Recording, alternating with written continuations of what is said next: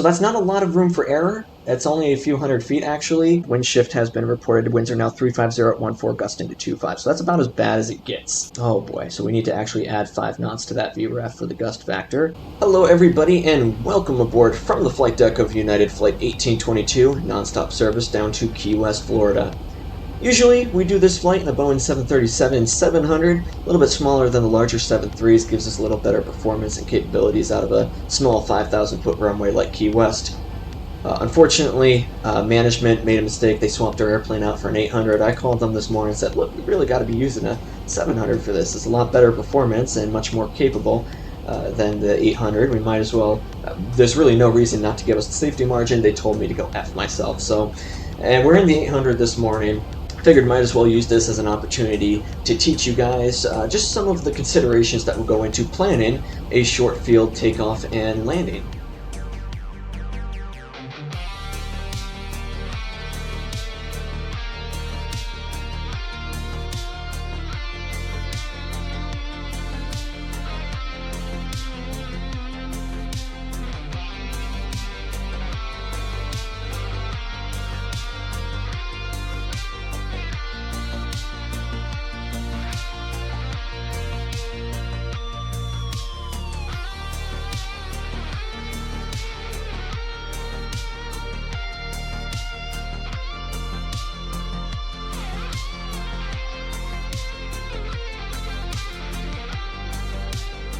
Short field performance all boils down to 3 main elements: the weather and atmosphere of the airport, the weight and balance of the airplane, and my own piloting and flying technique.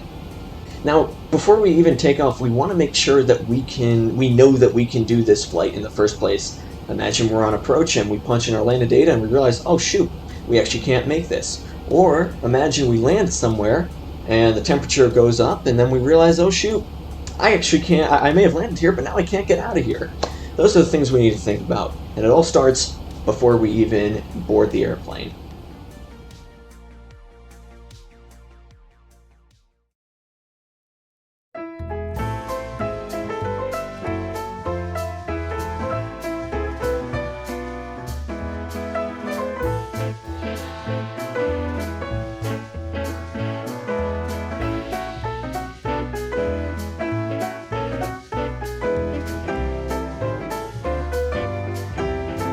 That's just amazing. It's 20 degrees Fahrenheit outside. The plane's been sitting out all night. They left the door open. It's going to be probably 20 degrees inside the plane as well.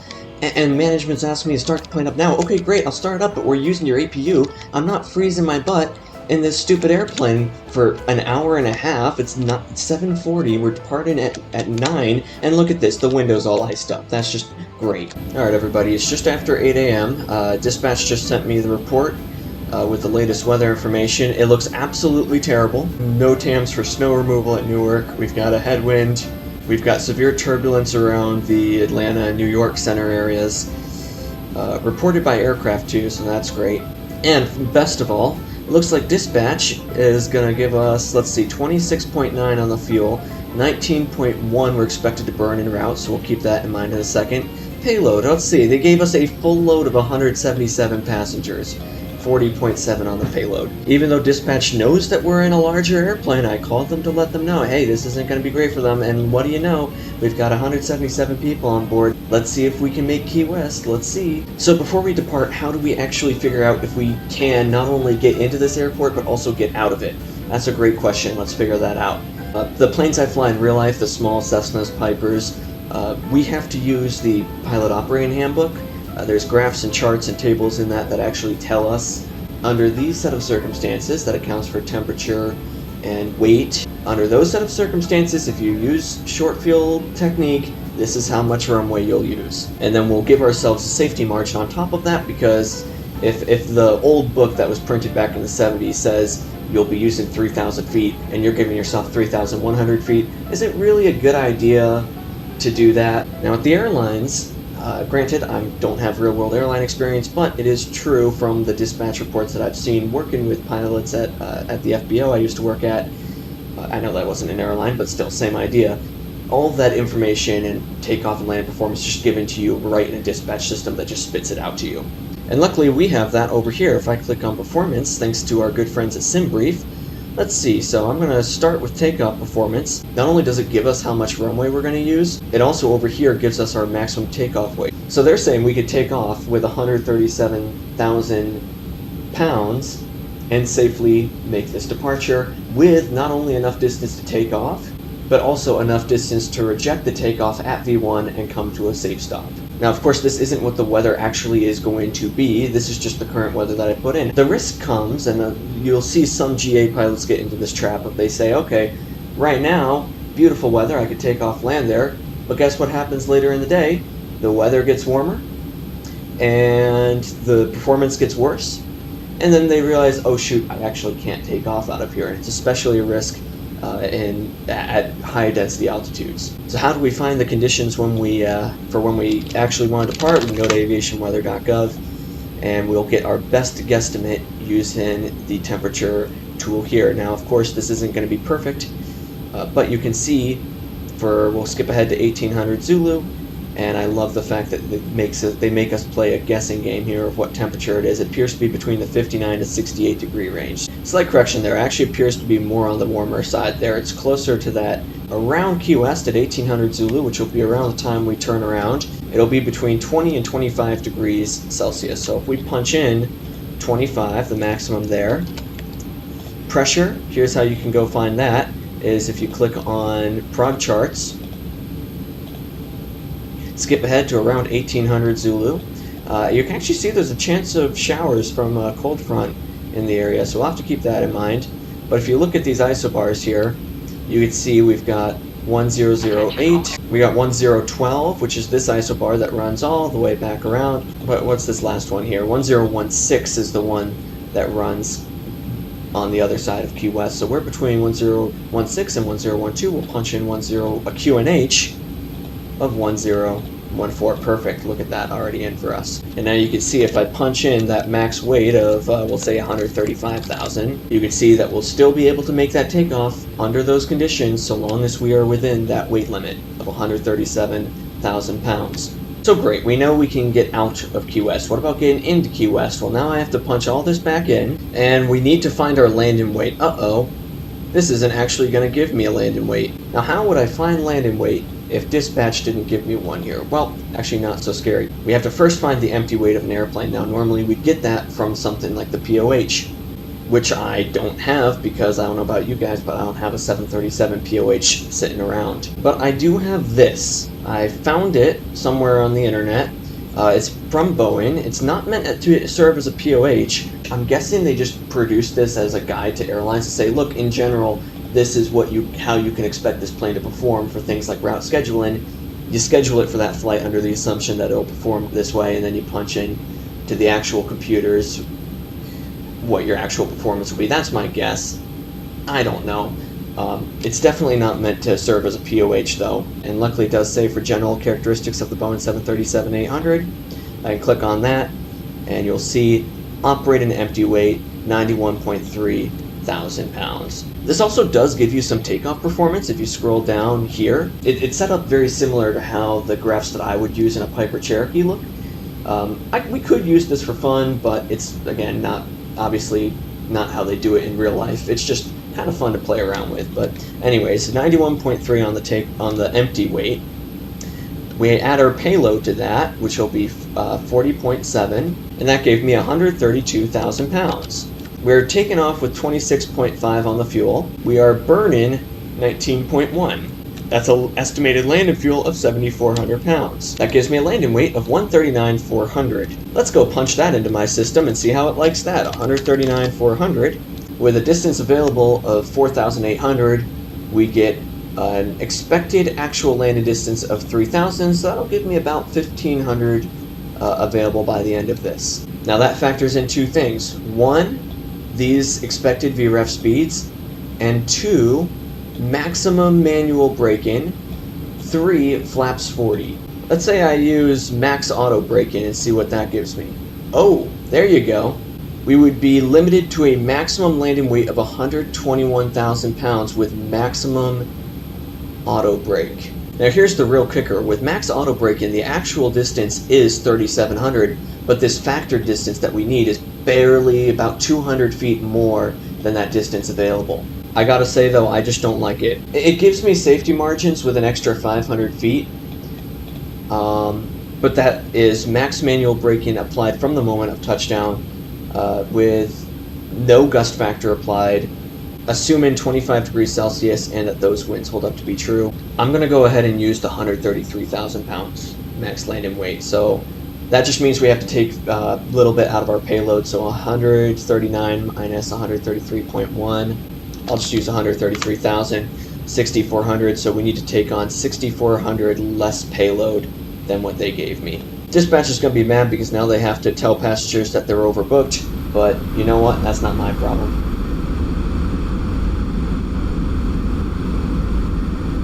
Hello everybody, we've just hit our top of descent now, passing through 30,000 feet. On our way down, just a few things to go over. The good news is that we are looking at a landing weight right now of probably about the 133,000 pounds that we predicted. Go ahead and click on there and it says 1460. That's going to be about 44 at max auto, which is about 4,500 feet. So it's not a lot of room for error. It's about 4,500 feet. Out of 4,800, so not a lot of room for error. We'll go discuss my pilot technique that we'll use here in a second, but we can also shorten that down by a few hundred feet by using manual brakes. So we'll apply manual brakes as necessary. Oh, of course, B-Speed wants to overspeed her. That's fine. We'll use the speed brakes and maybe select level change. There you go. That'll help a little bit. And we're actually approaching 18,000. I'll just for now zoom it down to 50. Okay, what are you doing, airplane? Come on, calm down, calm down. Is the speed brakes doing that? It is. Okay, that's fine. We're below the overspeed. So here's the bad news, is that if we look at the latest weather right now, if we look at the radar here, you can see there is a line of rain. Last radar capture was 5 minutes ago, headed straight for Key West. Possible good news is that since this is 5 minutes old, it might have passed by the time we head there. But that's still going to mean a wet runway, so we're going to have to use full reverse. So we basically have to use full reverse. I did select this for a wet runway, so this kind of is assuming worst case scenario, which is good, and it says we can still make it. But that's going to be another factor that we're going to have to consider. Speaking of this approach, it's the RNAV to runway 27, initial approach fix at Burpee, and that'll, if you look at that map there, keep us clear of that restricted right there. So that'll work out great.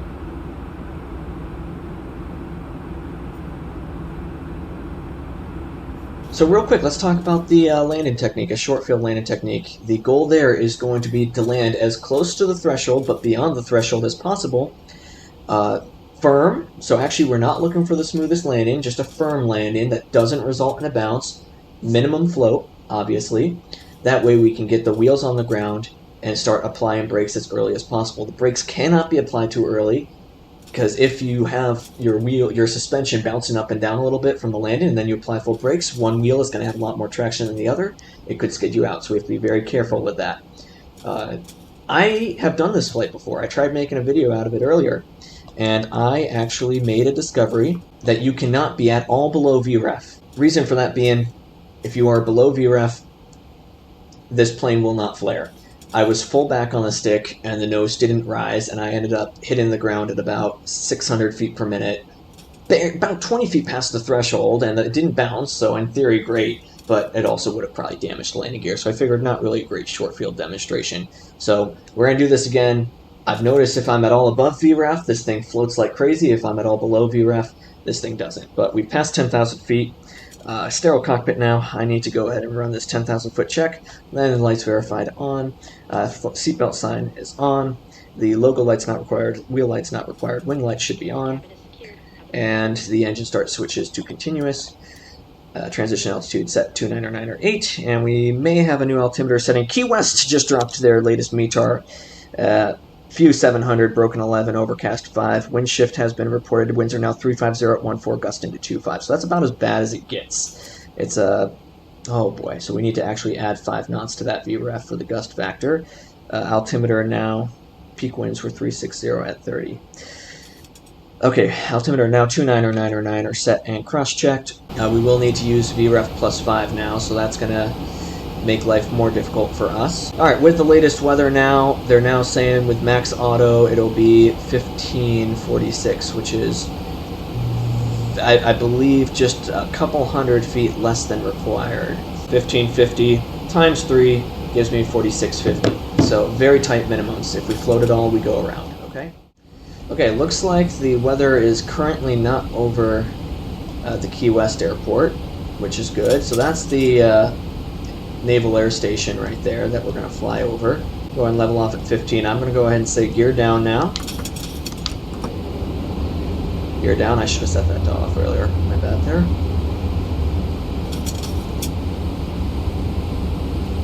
Gear down 3 green. Flaps to 15 now. This is not Key West, by the way. That's definitely not the airport. There's the airport off our nose there. So 141. Maybe I can hit approach mode. Think it'll let me do that, guys? If I hit approach mode? Probably not. Yeah, it says LNAV, VNAV. We'll see if it intercepts that, but I don't think it will. Maybe I just need to. Maybe I'd need to select VNAV for it. I'm not sure.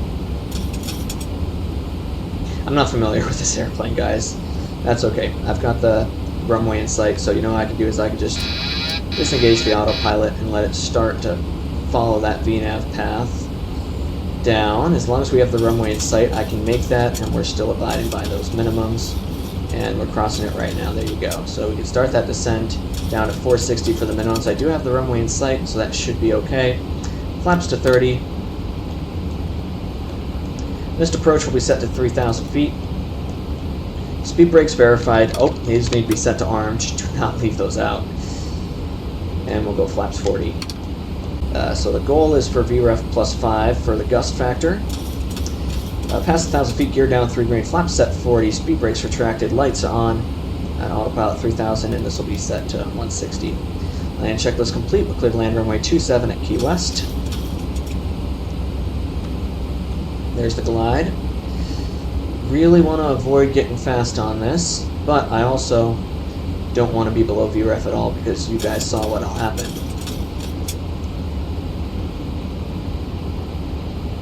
I want to bleed this speed off, so what I can do is just pitch up a little bit.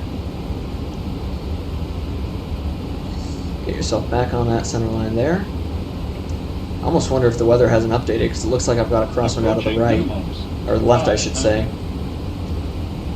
Yeah, we're committed to land. I'm not worried about minimums. Minimum. Don't get any slower than this for the gust factor. 400. Almost look a little bit high. Funny enough, that's okay for a short field, as long as you aren't carrying excess speed.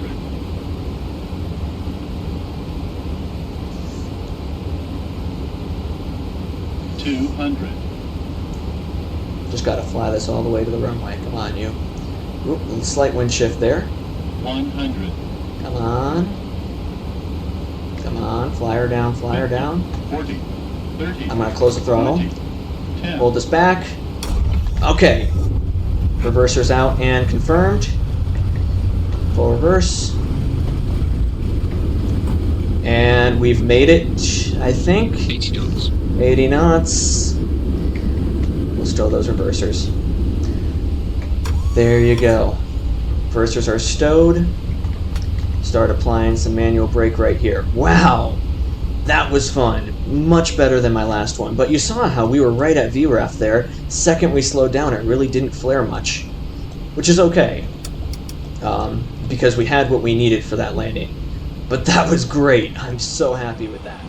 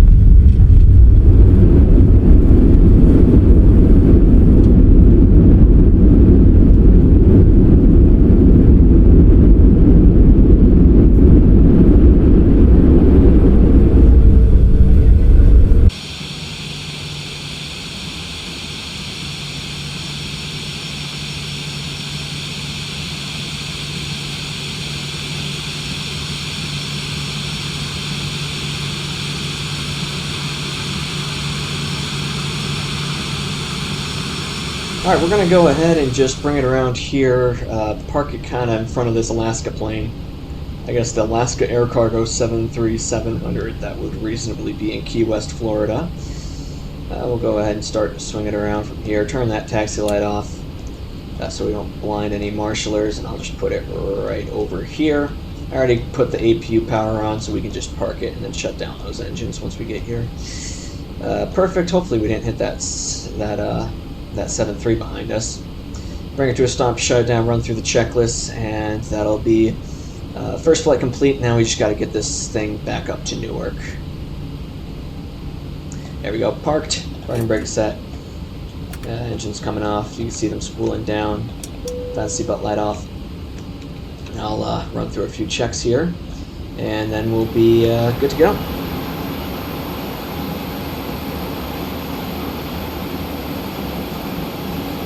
Alright, it does appear as though while I was inside getting that briefing, the rain did finally pass by.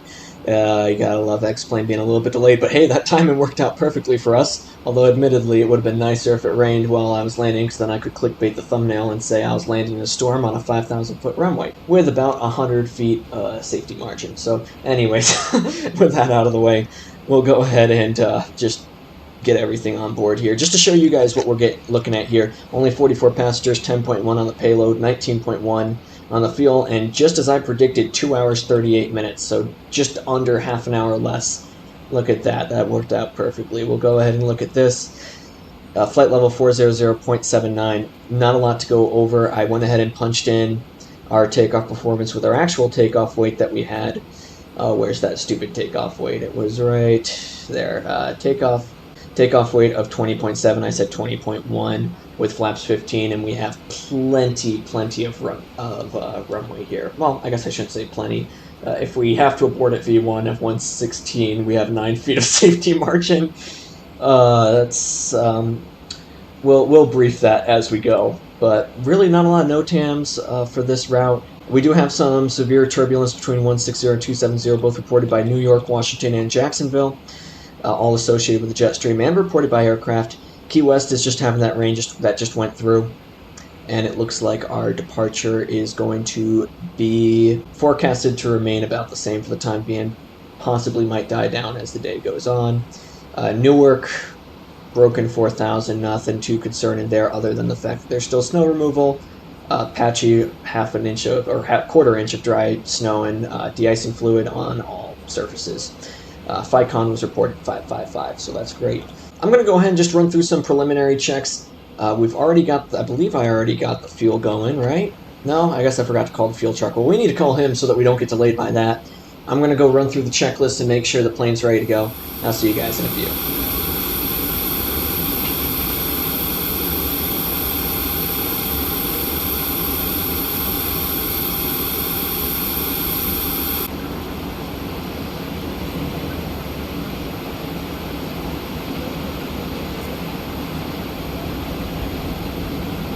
Alright, passengers are just finishing boarding. There's the last bunch of them right there. We've got the fuel all on board. It's going to be that, I already forgot. I think it was like 19.3 or something like that.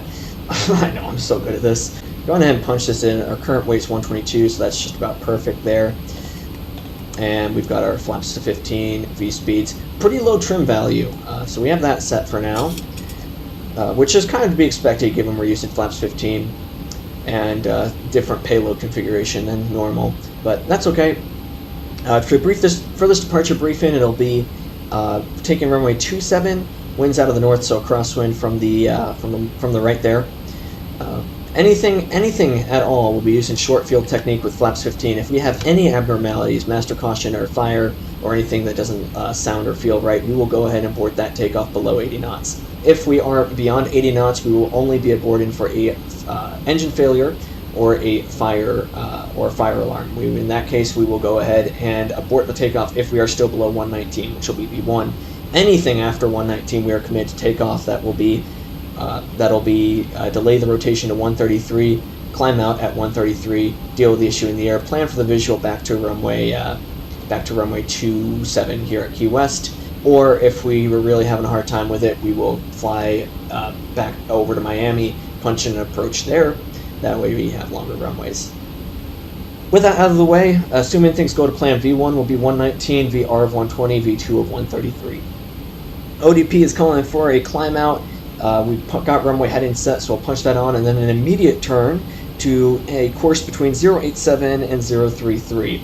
So as long as we're within that course range, and you can see I actually punched that in, not to actually navigate via our VOR system, but I just put 033 and 087 in as a reference for myself. So I know my heading has to be a right turn somewhere within that range, and I'm going to keep myself on heading mode until I'm above 14,000 feet, which is the range at which we need to be on that restriction there. Anything below 14, let me rephrase myself. Anything below 14,000, I need to be within that heading mode. Once we're above 14,000, I'll punch LNAV on. It'll take me direct to that first waypoint of Carnu. Any questions, comments, or concerns? No, sir. Let me just punch in. I don't know why I say no, sir, as if there's someone else here. I swear I'm not a schizo. Well, I guess I kind of am, because I'm talking to an imaginary audience right now. Whatever. Okay, we've got that punched in on standby. Auto throttles. Actually, I'll arm that as we start up here. Should be good to go, though. I'm going to go ahead and tell them to close up. We don't need to push back out of here. We'll just taxi on and turn before we hit that A320. Be out of here in just 2 minutes, guys.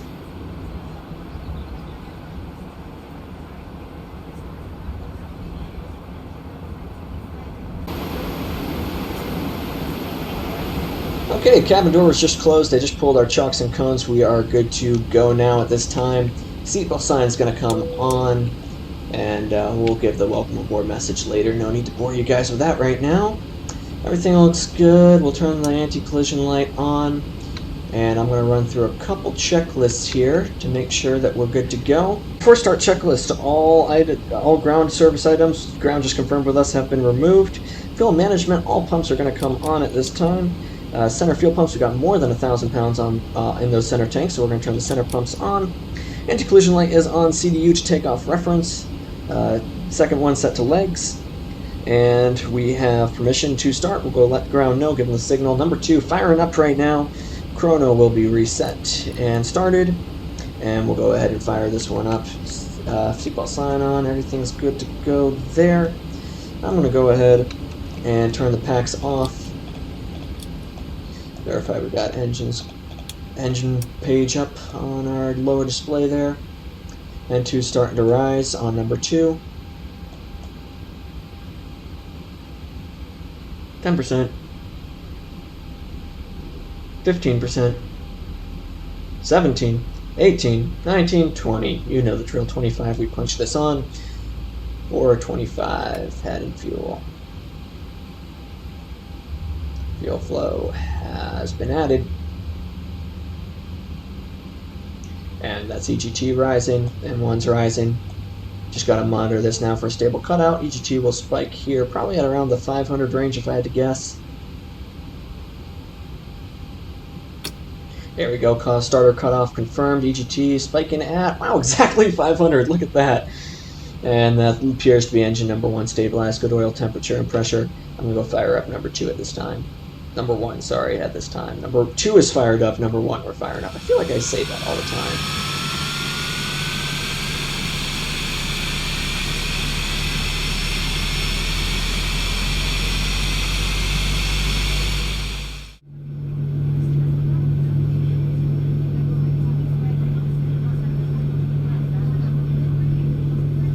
Alright, flaps are set 15. I just went ahead and ran through the after start checklist. I'll go ahead and release that park and brake now. The plane should start to roll on its own. Oh, come on, you.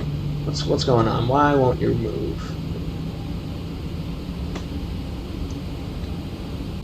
Did I forget to remove the chocks? Is that what's going on? Oh, wow, I actually did forget to remove the chocks. Alright, well, hey, ground, would somebody be willing to run up to that engine for me and remove that? Thank you.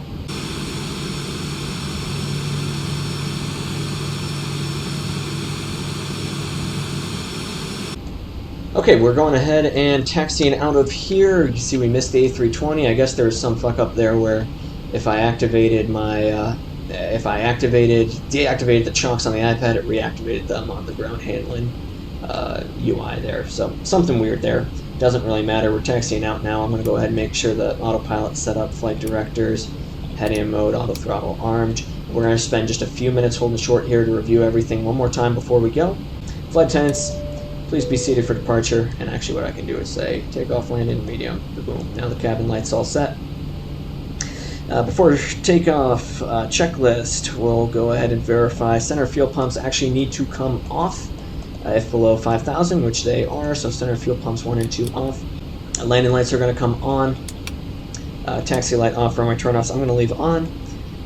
Position lights to strobe, wing light on. Have a good flight. Transponder verified set, park and brake verified is released. Transponder is set 1200, and I know it should be 1200, I don't care. Next checklist will be upon entering the runway. We'll hold short for 1 minute. We'll say we're getting our IFR release, and I'll see you guys in just 1 second.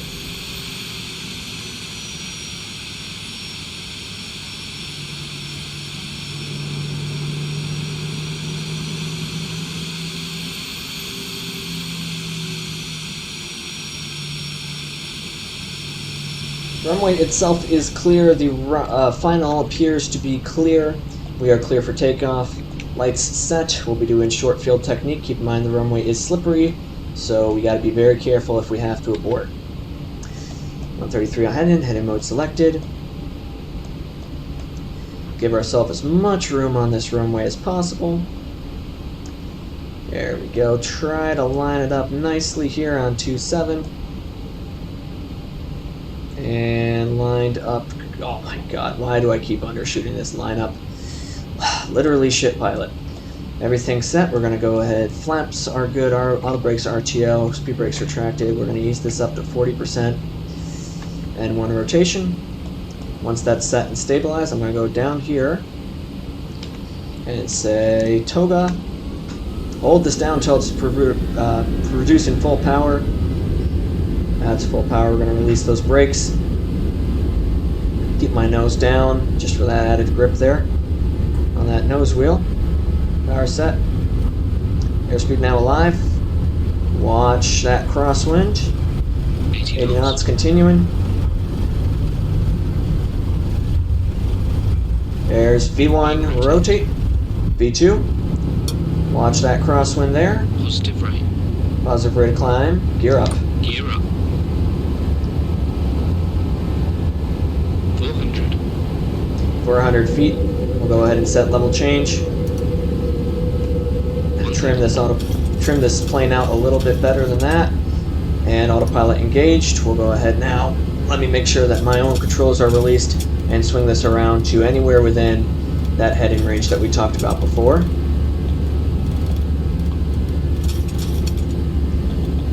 Not 144, I meant 187. I looked down at something for a second. I looked up, I'm like, oh, that's a little bit beyond what we wanted.